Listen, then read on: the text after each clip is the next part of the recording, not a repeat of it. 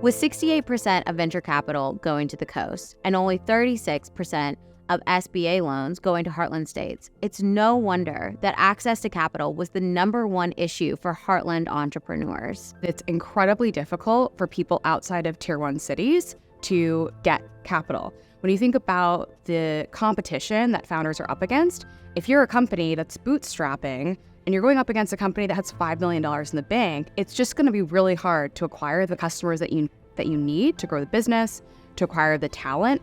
And if you can't acquire customers or talent, then what are you going to do? If you are not networked, it's really hard to get your foot in the door to have these early conversations. So not having access to network is a huge issue for founders outside of these coastline cities. Access to funding is a quintessential problem for startups. And it really does boil down to one big thing, and that's risk. What Silicon Valley does better than any other place in the country, perhaps even in the world, is really embrace risk and celebrate risk so that when companies fail, it's the failure of a company or the failure of the idea and not the failure of the entrepreneur. We'd love for there to be a much easier path for entrepreneurs in rising cities all across this country to be able to get the capital that they deserve, which will then unlock the talent, which will then unlock the magic that comes from entrepreneurship. Well, certainly the biggest barrier, I think, for entrepreneurs is startup capital. How do we get going? In my case, it was family, a few friends, and credit cards. That's not always the winning formula.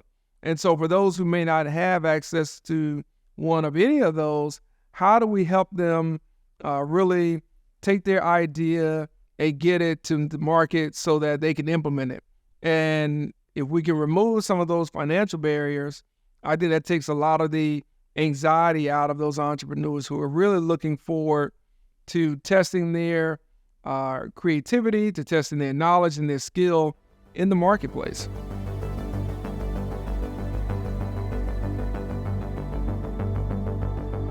I think probably one of the biggest barriers is access to funding. It's not just a product you're establishing. Money has to go into so many other things like insurance, and it almost stopped us from even pursuing our idea.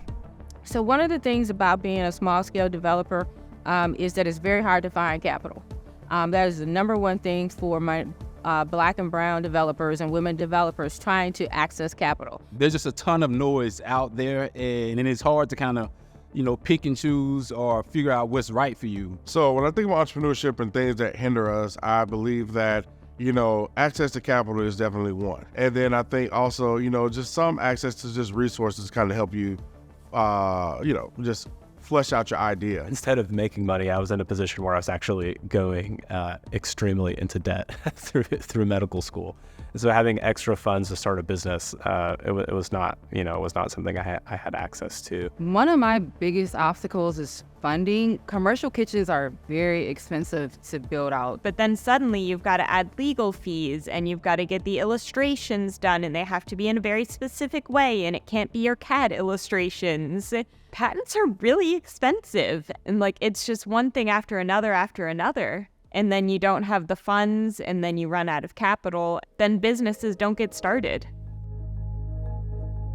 Let's be honest, as a country, majority of us don't have big savings accounts. We don't have the friends and family that often get spoken about when we think about the early stages of startup work and who helps us pay the bills. And we rely a lot on venture capital as the way to fund businesses. So capital definitely is a barrier. So I think we have a lot of work to do in terms of opening a whole array of ways to fund businesses beyond venture capital. The good news is government has started to make a lot of money available. There are federal grants, there are state funding. Many states are doing direct investing, they're doing fund of funds, so there is a recognition that more capital is necessary. Now there needs to be a recognition that more flavors of capital are necessary. Everything from low interest loans and community funds to revenue-based funding to equity. We created a RISE initiative, and RISE stands for Retention, Incentives for Success and Expansion. And so we saw that while many municipalities engage in recruitment efforts and spend a ton of incentives to get a company here, what about the companies that are homegrown and in your community who statistically have a greater impact on your economy when they expand? And so we created this incentive program that is underwritten through the sale of some of our surplus property. And so in perpetuity, we will have a funding source that we can then redeploy back out into our community with an average reward size of about $75,000 to $150,000. And that means a ton for a small business who's just starting or one who's ready to scale. One of the roles that I think government can play that's really important is non-dilutive funding.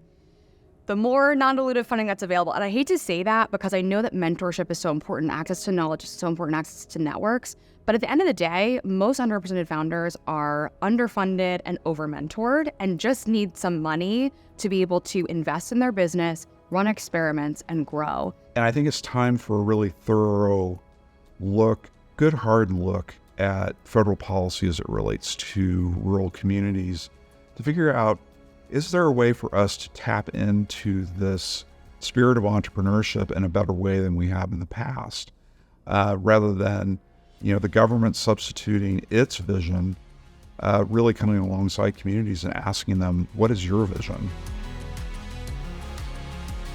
We hope that you will take these lessons from across the heartland and carefully consider what will work in your own community to increase access to capital.